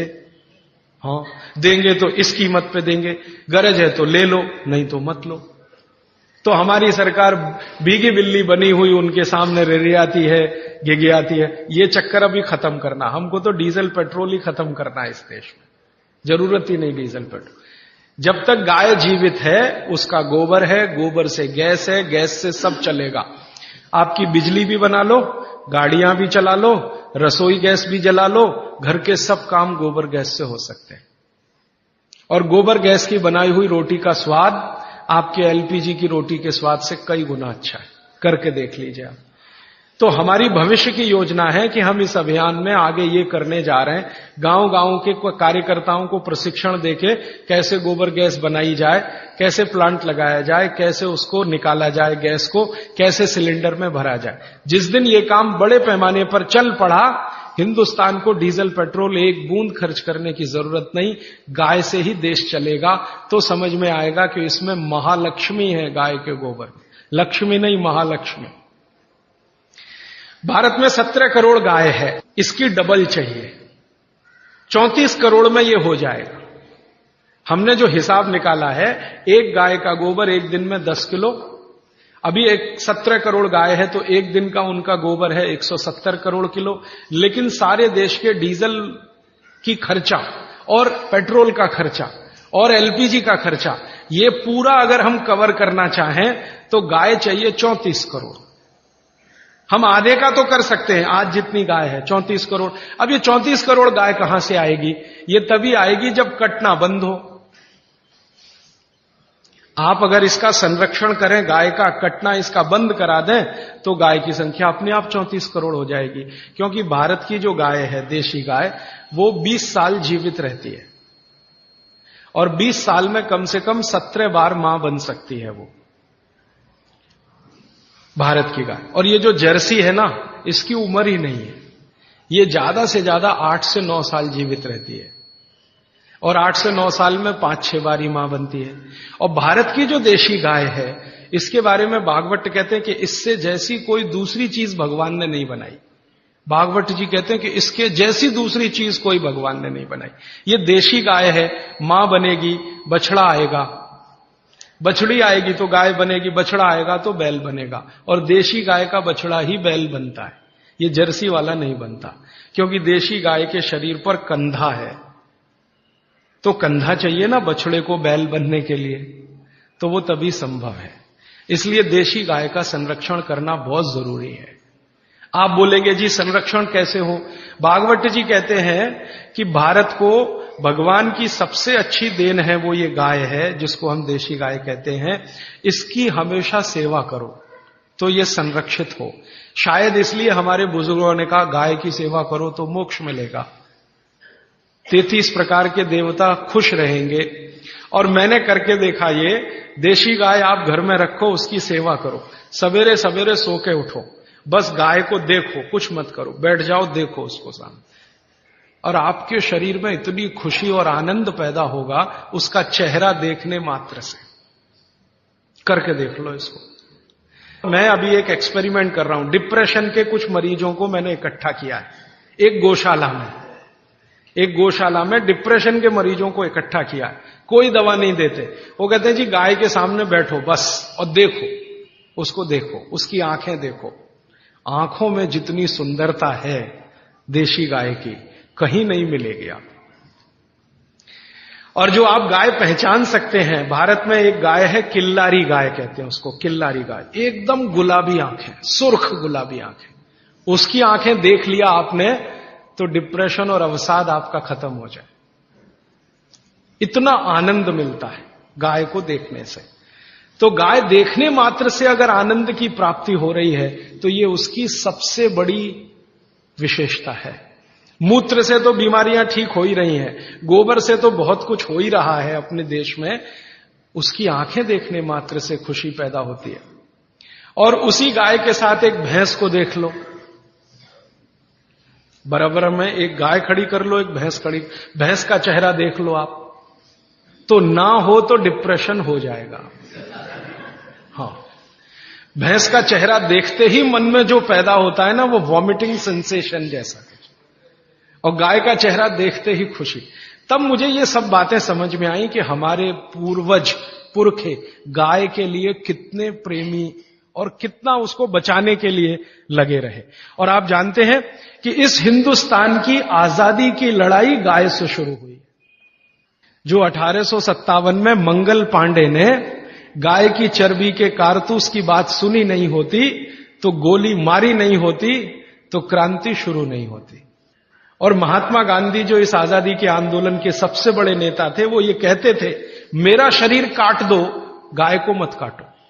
और एक जगह तो गांधी जी ने अंग्रेजों को कड़क भाषा में कहा कि तुम भारत को गुलाम रखना चाहते हो, रखो, गाय काटना बंद कर दो, मैं आंदोलन वापस ले लूंगा। वो कहते हैं गाय बच गई तो आजादी तो आ ही जाएगी। एक बार गांधी जी को एक अंग्रेज पत्रकार ने पूछा कि आपको आजादी और गाय दोनों में से क्या चाहिए, तो कहते हैं गाय बचा दो, आजादी तो आ ही जाएगी। गांधी जी जैसे आदमी को इतना लगता था। और गाय के बारे में इतनी सारी अच्छी बातें कहते हुए एक खराब बात कह दूं कि यही गाय सबसे ज्यादा कट रही है। और आप जिस राज्य में रहते हैं वहां सबसे ज्यादा कट रही है, तमिलनाडु और केरल। एक साल में 4.5 करोड़ गाय कट जाती है इस देश। इस तमिलनाडु में ऐसे ऐसे कत्ल खाने हैं जहां एक दिन में 14,000 गाय कट जाती है। आप चाहें तो सबके नाम पते मैं दे सकता हूं। इसी तमिलनाडु, केरल में उससे भी बड़े कत्ल खाने हैं जहां एक दिन में 17-18 हजार गाय कट जाती है। तो जो गाय इतनी उपयोगी है, वो कट रही है, इसको कटना बंद कराना ही पड़ेगा अगर हिंदुस्तान को डीजल पेट्रोल के दुष्चक्र से निकालना है। मैं आपको एक कैलकुलेशन बताता हूं। एलपीजी गैस का सिलेंडर आप कितने में खरीदते हैं? 300 रुपए में। हाँ, गाय गैस का सिलेंडर माने गोबर गैस का सिलेंडर उतना ही बड़ा जो एलपीजी का है, आप अगर गोबर गैस का खरीदो तो 67 रुपए में मिलेगा, 67। आप 1 लीटर पेट्रोल में कितनी गाड़ी चलाते हैं? 1 लीटर पेट्रोल में 20 किलोमीटर, है ना? 10 नहीं 20 मान लो, अच्छी से अच्छी गाड़ी 1 लीटर पेट्रोल में अच्छी से 20 किलोमीटर। 1 किलो गोबर गैस में वही गाड़ी 33 किलोमीटर चलती है। 1 किलो गोबर गैस में वही गाड़ी 33 किलोमीटर। और आप जब खर्चा निकालते हैं ना गाड़ी चलाने का पर किलोमीटर खर्चा, तो डीजल का खर्चा शायद 4.5 के आसपास आता है, पेट्रोल का खर्चा 6-6.5 रुपए आता है। गाय के गोबर से पर किलोमीटर गाड़ी चलाने का खर्चा 1 रुपए 15 पैसे आता है। तो सस्ता भी पड़ेगा, हमारे यहां आसानी से उपलब्ध है क्योंकि गाय उपलब्ध है। और पूरे देश को डीजल पेट्रोल का साल का खर्चा अभी 2,80,000 करोड़ का हो चुका है। सरकार इसी से सबसे ज्यादा परेशान है, ये पूरा खर्चा बच सकेगा। और 2,80,000 करोड़ में तो 34 करोड़ गाय आराम से पाल सकेंगे। तो गाय बचाने का काम करना है। वो इसलिए कि भागवत जी बोलकर गए हैं कि ये सबसे सुंदर वस्तु या चीज या प्राणी बनाया इस देश में भगवान ने। और मैं ऐसा मानता हूं कि थोड़ा इसको संशोधन कर सकते हैं। प्राणी नहीं, प्राण है ये देश का। और हम ये कहते हैं ना जानवर, जानवर नहीं, जान है इस देश की। भारत को अगर भारत की जान है तो ये गाय है, भारत की प्राण है तो ये गाय है, ये है तो हम हैं।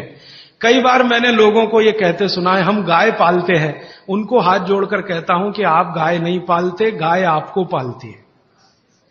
ये अहंकार मत करिए अपने मन में कि हम गाय पालते हैं। आपके मन में विनम्रता आनी चाहिए कि गाय हमें पालती है। आप क्या पालेंगे जी? वो तो भगवान की है, आपकी हैसियत नहीं उसको पालने की। वो तो भगवान की कोई कृपा हो गई आपके ऊपर जो आपको दे दी उसने। तो ये कृपा आप सब पर हो तो इसके लिए कुछ प्रयास करें। आप बोलेंगे जी क्या करें? सबसे पहला प्रयास कि गाय का कत्ल रुके।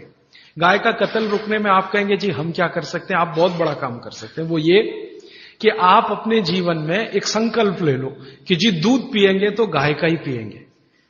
मुझे बाबूजी 3-4 दिन से एक जानकारी दे रहे हैं। एक राधा कृष्ण बजाज जी उनके यहां आया करते थे। राधा कृष्ण बजाज का नाम शायद आपने सुना हो, बहुत बड़े गांधीवादी नेता रहे, बिनोबा जी के साथ रहे और आजादी के आंदोलन से इस देश को संभालने और संवारने में लगे रहे। उन्होंने संकल्प ले रखा था जी दूध पीऊंगा तो गाय का ही। तो ये बाबूजी बताते हैं कि इनके घर आते थे तो गाय का ही दूध पीते थे। अब मैं सोचता हूं कि राधा कृष्ण बजाज जैसा संकल्प सब ले लें कि जी दूध पिएंगे तो गाय का ही पिएंगे, पिएंगे ही नहीं भैंस का, पिएंगे नहीं डेयरी का, गाय का ही पिएंगे। तो आप जितने लोग यहां बैठे हैं, अगर आपने ही ये संकल्प ले लिया कि रोज गाय का ही दूध पिएंगे तो इसी चेन्नई में गाय पालने वालों की लाइन लग जाएगी, आप देखना। क्योंकि मैं बार बार कह रहा हूं आज का मार्केट कंज्यूमर मार्केट है, बायर्स मार्केट है आज की दुनिया में, खरीदने वाले का मार्केट है, बेचने वाले का कुछ नहीं है। जो डिमांड खड़ी करे तो सप्लाई आती है। तो आप सोच लो जी गाय का ही दूध पिएंगे तो गाय के दूध की सप्लाई आएगी। कैसे आएगी? कुछ लोग गाय खरीदेंगे, कुछ गाय पालन करेंगे, कुछ गौशालाएं खोलेंगी, कुछ दूध डेयरियां बनेंगी।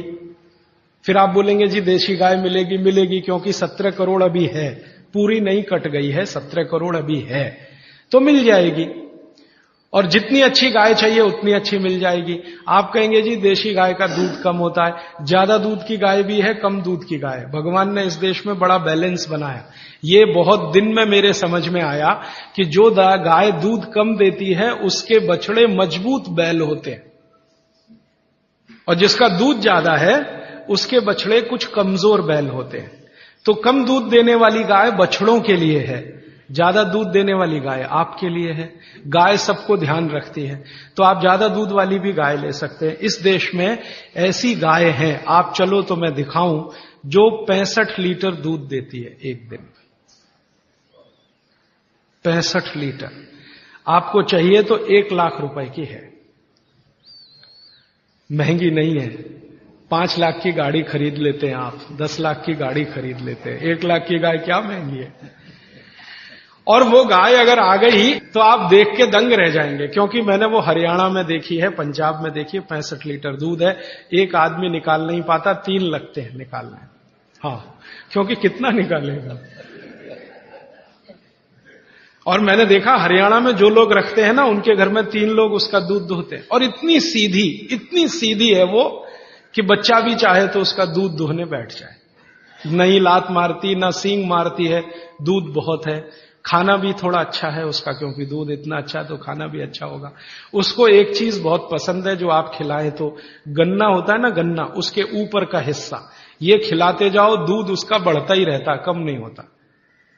पहली बार मां बनेगी, दूसरी बार दूध बढ़ता ही जाता, गन्ना खिलाते रहो बस उसको सबसे ज्यादा। ऐसी भी गाय इस देश में है जो 65 लीटर दूध देती है, और ऐसी भी गाय है जो 1 लीटर दूध देती है, वो आपके आसपास है। लेकिन 1 लीटर वाली भी तिरस्कार मत करो, क्योंकि वो बछड़े जो देगी वो बैल बनेंगे अच्छे।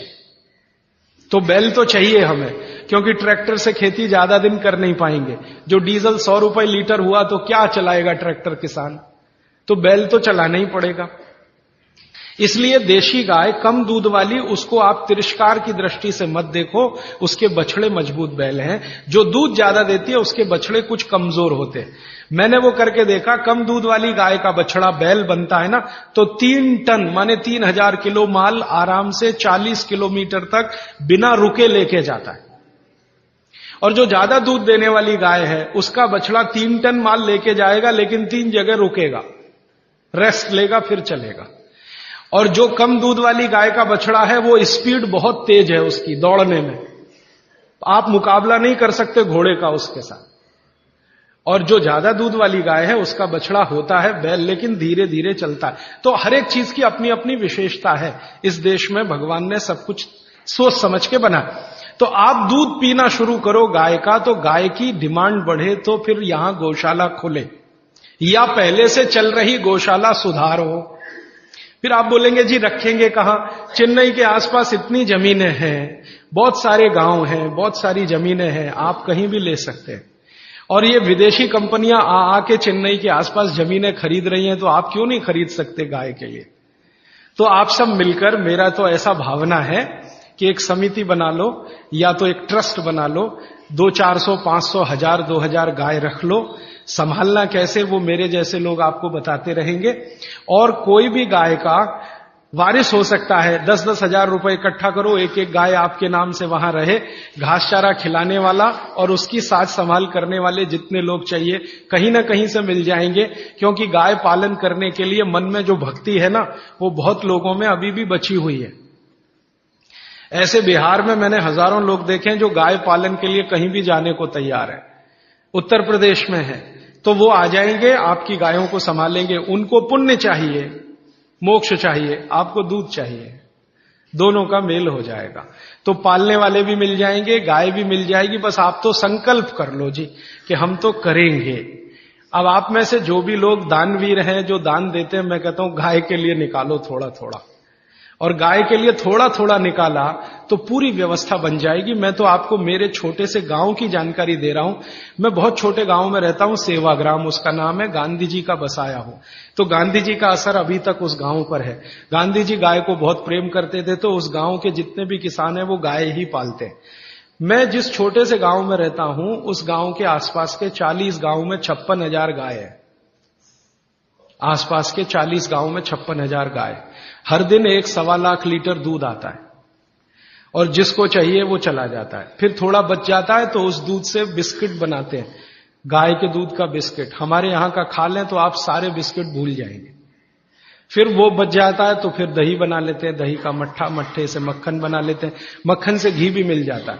तो घी भी मिलता है वहां पे गाय के दूध का, मक्खन भी मिलता है, मावा मिलता है, मावा माने खोवा, फिर उससे पेड़ा बना लेते हैं, वगैरह वगैरह सब हो रहा है। और जो किसान ये गाय पाल रहे हैं उनके पास जमीन नहीं है ज्यादा, आप ध्यान दो इस बात को। किसी के पास 1 एकड़ 2 एकड़, लेकिन सब लखपति है गाय की ताकत से। जमीन ज्यादा नहीं है, जितनी है वो गाय के घास चारे के लिए ही पूर्ति है, लेकिन दूध और दूध की दूसरी चीजें जो वो दे रहे हैं, कुछ किसानों को तो ये बात इतनी समझ में आई है कि अब उन्होंने दूध देना बंद किया। वो कहते हैं जी दूध नहीं देंगे, आपको घी चाहिए तो ले लो, घी दे देंगे आपको शुद्ध गाय का, दूध नहीं देंगे। मैंने एक दिन पूछा भैया क्यों, तो उसने कहा ये जो दूध हम दे देते हैं तो हमारे पास कुछ नहीं बचता, जो घी देंगे तो मट्ठा तो बचेगा कम से कम। देखो कितनी इंटेलिजेंसी। वो आदमी यूनिवर्सिटी में नहीं गया, एग्रो इकोनॉमिक्स उसने कभी नहीं पढ़ा, वो कह रहा है कि जो दूध दे दिया तो मेरे पास तो कुछ बचता नहीं है, मैं मट्ठा तो बचा सकता हूं अगर घी दूंगा आपको, मट्ठा मैं पीऊंगा, मेरे बच्चे पिएंगे, बचेगा तो गाय पिएगी, घी आप ले जाओ। तब मुझे समझ में आया कि हमारे देश में कहते थे ना दूध बेचा नहीं जाता, ऐसा कहते हैं ना पुराने लोग, दूध बेचना पूत बेचने जैसा है, बच्चे को नहीं बेच सकते तो दूध भी नहीं बेच सकते। तो वो शायद कहावत इसलिए बनी होगी कि आप अगर दूध बेचते रहोगे तो कुछ बचेगा नहीं, तो दूध बेचो मत, दूध के बनाओ दही, दही का बनाओ मट्ठा, मट्ठे से निकालो मक्खन, घी बेचो। तो घी बेचो तो भाव भी अच्छा है, 180 रुपए किलो तो हमारे यहां मिलता है, लेकिन वही घी बंबई जाता है तो 500 रुपए किलो बिक जाता है, बेंगलोर चला जाए तो 600 रुपए किलो भाव है, जर्मनी चले जाए तो 4000 रुपए किलो तक भाव मिल जाता है वही घी का। 180 से लेकर 4000 रुपए किलो तक का रेट है गाय के देशी घी का, जर्मनी वहां, अमेरिका वगैरह वगैरह। उनको भी चाहिए, मिलता नहीं, क्योंकि उनके पास देशी गाय नहीं, जर्सी। तो मेरा मानना है गाय का आप थोड़ा पालन, उसका संरक्षण, संवर्धन शुरू कर दो। गौशाला बनाने का काम अगर यहां हो जाए तो आपकी गौशाला को पैसे की तो जरूरत पड़ेगी नहीं, दान के रूप में मैं आपको विनम्रता से कहता हूं, एक गाय जो दूध देती हो, साल की कमाई उसकी 2 लाख रुपए की है और खाने का खर्चा उसका 20,000 रुपए का है। तो 20,000 का खाना खाएगी, 2 लाख की इनकम है, दूध के रूप में, दही के रूप में, घी के रूप में, मक्खन के रूप में, मूत्र के रूप में और गोबर के रूप में, टोटल इनकम 2 लाख की। और जो बूढ़ी हो गई, दूध देना बंद करे तो भी साल की इनकम 1.25 लाख की है, तो भी खर्चा वही 20,000 का है। तो इनपुट कम है, आउटपुट ज्यादा है, इसलिए गाय का बिजनेस भी आप करें, दूध का, गाय से मतलब दूध का, दही का, मक्खन का, घी का, गोबर का आप शुरू कर दो। मैं आज बोल रहा हूं, 3 साल बाद सरकार बोलेगी इसी बात को कि गोबर गैस प्लांट लगाओ जगह जगह, सिलेंडर में गैस भरो और गाड़ियां चलाओ, डीजल हम ला नहीं सकते, पेट्रोल ला नहीं सकते, 150 रुपए लीटर है। तो इसलिए ये गोमूत्र से शुरू हुई आपके बीच की बात वहां तक पहुंचती है। और आप दूध पियोगे तो गाय बढ़ेगी, मूत्र का उपयोग करो दवा के लिए तो भी गाय बढ़ेगी, गोबर का उपयोग करो खेत में तो भी गाय बढ़ेगी। ये 3 तरीके से गायों को आप बचा सकते हैं और इनकी संख्या लगातार बढ़ा सकते हैं। अब मैं 5 मिनट में खत्म करता हूं कि गोमूत्र से और क्या क्या कर सकते हैं। हाँ, और क्या क्या। बागवती जी कहते हैं आंख के कोई भी रोग, आंख के सभी रोग कफ के रोग हैं जो आंख में हैं। जैसे मोतियाबिंद हुआ, ये कफ का रोग है। कैटरेक्ट जिसको आप अंग्रेजी में कहते हैं, ग्लूकोमा, ग्लूकोमा एक रोग है ना, काला पानी, काला। रेटिनल डिटैचमेंट एक रोग है जिसका तो दुनिया में कुछ भी इलाज ही नहीं है, रेटिनल डिटैचमेंट का ऑपरेशन भी नहीं है, उसका हो भी तो सक्सेस नहीं है। आप अमेरिका चले जाओ और किसी डॉक्टर को कहो रेटिनल डिटैचमेंट का, तो कहेगा ऑपरेशन कर सकता हूं, गारंटी नहीं है विजन आएगा कि नहीं। तो रेटिनल डिटैचमेंट, ग्लूकोमा, कैटरेक्ट। और आंखों में छोटी मोटी बीमारियां बहुत हैं, आंखें लाल होना, आंखों से पानी निकलना, आंखों में जलन होना। तो छोटी छोटी से लेकर सबसे खराब बीमारी रेटिनल डिटैचमेंट, ये सब गोमूत्र से ठीक होती है, क्योर होती है। शब्द पे ध्यान देना, कंट्रोल नहीं, क्योर होती है, जड़ से खत्म होती है। आप बोलेंगे जी क्या करें, बस इतना ही करना है कि देशी गाय का मूत्र कपड़े से छानकर एक एक बूंद आंख में डालें। आप में से किसी को चश्मा उतारना है अगर अपना, तो जरूर डालें। 3 महीने में आप लगातार डाल के देख लीजिए, नंबर बदल जाएगा और 1.25 महीने में चश्मा उतर जाएगा। ग्लूकोमा बिना ऑपरेशन ठीक होता है 4-4.25 महीने में। कैटरेक्ट अगर आपको डिसॉल्व करना है 6-6.25 महीने में ठीक हो जाता है। रेटिनल डिटैचमेंट को 1 साल लगता है, लेकिन लगातार गोमूत्र डालते रहिए, एक एक बूंद, बस इतना पर्याप्त है। आंखों में, बच्चों के कान बह रहे हैं, कान, आप जानते हैं छोटे छोटे बच्चों के कान में मवाद निकलता है, बस 2 या 3 दिन एक एक बूंद कान में गोमूत्र की डाल दीजिए, पूरा कान साफ हो जाएगा, मवाद निकलना बंद। बच्चों की नाक बहुत बहती है, बार बार सर्दी होती है, बार बार जुकाम होता है। बागवट जी कहते हैं कि नाक बह रही हो, सर्दी बहुत हो, जुकाम बहुत हो, तो गोमूत्र तो नहीं कहा उन्होंने, गोघृत कहा। गोघृत माने गाय का घी। एक एक बूंद नाक में डाल दो बच्चों के, सर्दी जुकाम ऐसे गायब होगा जैसे गधे के सिर से सींग। गाय का घी। अच्छा, आपको नींद नहीं आती, अच्छी नींद लेनी है, बढ़िया नींद लेनी है, डीप स्लीप लेनी है, रात को एक एक बूंद गाय का घी नाक में डाल के सो जाओ, बहुत गहरी नींद आएगी। आपको खर्राटे बंद करने हैं। बहुत लोगों को खर्राटे आते हैं रात को सोते समय। सोने वाला तो नहीं जानता, पड़ोसी जानता है कि क्या तकलीफ होती है। तो जिनको भी खर्राटे बहुत आते हैं उनके लिए बहुत अच्छी दवा मैं बता के जा रहा हूं। गाय का घी एक एक बूंद नाक में डाल लो, 3 दिन बाद चौथे दिन से खर्राटे बिल्कुल बंद हो जाएंगे, स्मूथ एकदम आपकी नींद हो जाएगी। तो गाय के घी का भी उपयोग है औषधि के रूप में, गोमूत्र का। अब आता हूं, बाल झड़ते हैं बहुत सारी बहनें शिकायत करती हैं बाल झड़ रहे, तो गाय के दूध का दही बनाओ। दही को तांबे के बर्तन में रख दो, 5-6 दिन रखा रहने दो, फिर हरा हरा हो जाएगा। फिर उस दही को बालों में लगाओ, 1 घंटे के बाद बाल धो दो शिकाकाई से, शैम्पू से नहीं, शिकाकाई से। हफ्ते में 4 बार कर सकते हैं। और बाल टूटना एक ही हफ्ते में बंद हो जाते, एक ही हफ्ते। कई बहनों ने तो मुझे बताया, राजीव भाई हमने तो एक ही बार किया था, उतने में भी बंद हो गए। अच्छा, भविष्य में बाल ना टूटे, अच्छे रहें, दुरुस्त रहें, तंदुरुस्त रहें, तो महीने में 1 बार या नहीं तो महीने में 2 बार गाय के मूत्र से बाल धो लो। बहुत अच्छा कंडीशनर है, नेचुरल ऑर्गेनिक कंडीशनर है गाय का मूत्र। तो जैसे आप कंडीशनर यूज करते हैं ना, उसकी जगह गोमूत्र यूज कैसे करें? गाय के मूत्र में थोड़ा पानी मिला देना और जैसे कंडीशनर यूज करते हैं वैसे कर लेना।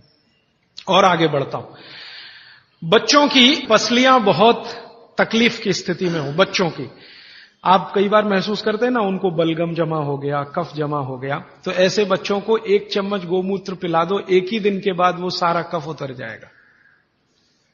आपको पीना है तो आप भी पी लो, आधा कप तक पी सकते हैं। फिर उसके बाद मूत्रपिंड के जितने भी रोग हैं, मूत्रपिंड के रोग आप सब समझते हैं, किडनी के फेलियर के और किडनी के तकलीफ के, ये सब में बहुत अच्छी दवा है गोमूत्र, उपयोग करो। गाय का मूत्र आधा कप, किडनी फेलियर के सब केसेस में आप उपयोग कर सकते हैं। मूत्र के कोई भी रोग में उपयोग कर सकते हैं। जैसे पेशाब थोड़ा थोड़ा आता है, गोमूत्र पीना शुरू करो, खुल के आएगा। पेशाब में जलन होती है, गोमूत्र पीना शुरू करो, जलन बंद। पेशाब कई बार लाल रंग का आता है, गोमूत्र पीना शुरू करो, नॉर्मल कलर होगा। मूत्र के लगभग 22-23 रोग इस अकेले गोमूत्र से ठीक होते हैं।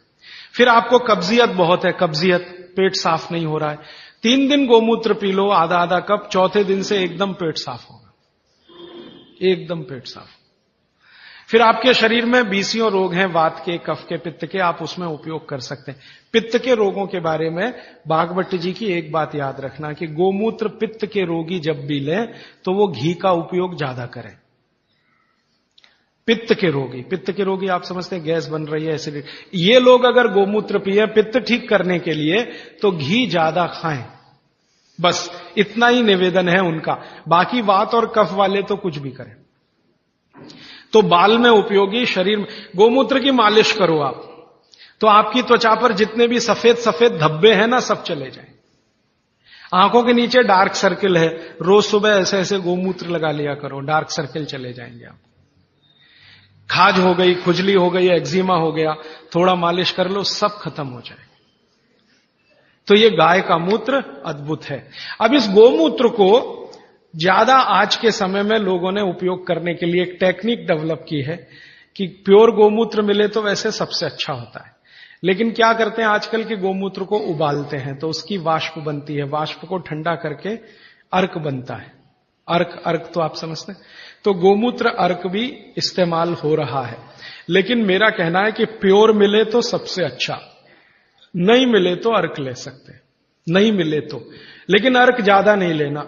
अर्क सूक्ष्म मात्रा में ही लेने के लिए बागवट ने नियम दिया है। वो ये कहते हैं कि अर्क अगर लेना है तो 1 चम्मच पर्याप्त है। मूत्र पीना है तो आधा कप पर्याप्त है, अर्क लेना है तो 1 चम्मच पर्याप्त है। तो अर्क भी ले सकते हैं। अब बहुत लोग अर्क बना रहे हैं गोमूत्र का, आपको जो अच्छा लगे ले सकते हैं। ये निरंजन भाई भी बना रहे हैं, इनसे भी ले सकते हैं। ये यहीं पर इनकी गौशाला चलाते। आप भी गौशाला बनाएं तो उसमें भी अर्क बन सकता है। और अर्क बाजार में 500 रुपए लीटर बिकता है। बड़े बड़े वैद्य खरीदने को तैयार हैं। आप खाली गोमूत्र से अर्क ही बनाना शुरू कर दो। एक गाय 2.5 से 3 लीटर मूत्र देती है, और 100 गाय अगर आपके पास है तो साल की इनकम 1 करोड़ की आराम से हो जाएगी। अर्क बेच के ही हो जाएगी। अर्क के बाद जो बचता है ना, जिसको हम कचरा समझते हैं, उससे साबुन बनता है, साबुन। और इतना अद्भुत है वो साबुन कि शरीर के त्वचा रोग खत्म कर देता है। अर्क निकालने के बाद जो बचता है उससे शैम्पू भी बनता है, साबुन भी बनता है, वॉशिंग पाउडर भी बनता है। आपका फर्श साफ करने के लिए वो जो आप फिनाइल वगैरह इस्तेमाल करते हैं ना, ये गोमूत्र अर्क का भी बनता है, फिनाइल। गाय के गोबर से टाइल्स बनना शुरू हो गए इस देश में। टाइल्स समझते हैं, जो छत में लगाते हैं, और वो लगा दो तो टेम्परेचर 5 डिग्री कम कर देता है। टेम्परेचर 5 डिग्री कम कर दे।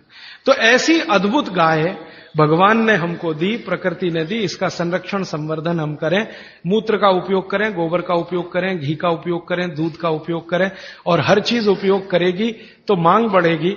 मांग बढ़ेगी तो गाय आएगी।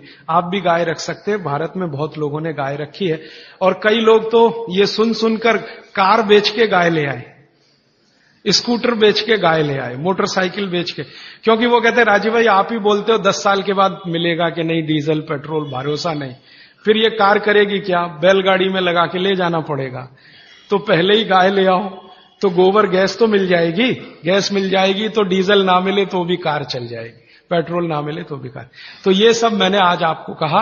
भागवत चिकित्सा का एक पूरा चैप्टर इस पर है, गोमूत्र पर। मैंने उसके कुछ सूत्र आपको बताए। आप आज से ही इनका पालन करें अपने जीवन में और सुखी रहें, निरोगी बनाएं। ये जितनी भी बातें मैंने कही हैं ये किताबों में है। गोमूत्र चिकित्सा पर विशेष किताब हमने बनाई है, उसमें भागवत के 64 सूत्र हैं। सब तो नहीं लिए, 64 सूत्र हैं, वो आप चाहें तो ले जा सकते हैं। और वो पुस्तक पर मेरा कॉपीराइट नहीं है, सबको कॉपी करने का राइट है।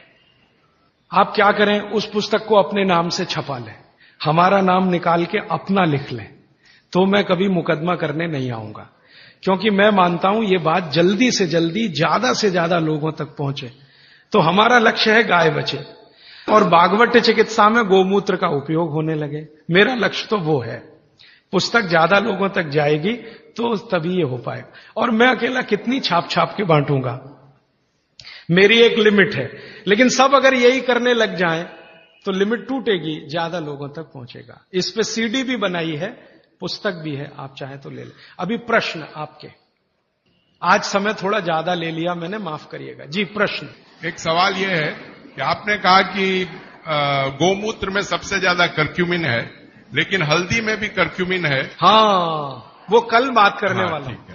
हल्दी की बात कल आएगी। हल्दी में भी बहुत कर्क्यूमिन है और एंटी कैंसरस सारी प्रॉपर्टी हल्दी में है। और दूसरी बात यह है जी कि जैसे त्रिफला चूर्ण है, मेथी है, गोमूत्र है, तो ये क्या क्या चीज सुबह में लोग लें, क्या क्या पिए? हाँ, क्या क्या लें?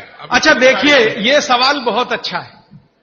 ये सवाल प्रदीप भाई का बहुत अच्छा है कि इतनी सारी चीजें अब आपके सामने हैं, सवेरे क्या क्या लें। तो मैं आपको एक छोटी निवेदन, ये विनती के रूप में करना चाहता हूं कि 30 तारीख को सुबह मैं एक सेशन करना चाहता हूं आपके साथ इसी भवन में, वो यही प्रश्न का उत्तर देने के लिए। क्योंकि ज्ञान जब बहुत ज्यादा हो जाता है ना, तब हमारे सामने सिलेक्शन की समस्या आती है कि हम क्या क्या करें। अब सवेरे लेने के लिए इतनी चीज हो गई है, तो आप 2 दिन इंतजार कर लें। 30 तारीख का सेशन मैं इसी के लिए करने वाला हूं कि जितना आपके पास ज्ञान आ गया, अब इसमें से सेलेक्टिव कैसे हो, कौन कौन सी 1, 2, 3 चीजें करें जो आपके लिए पर्याप्त हो।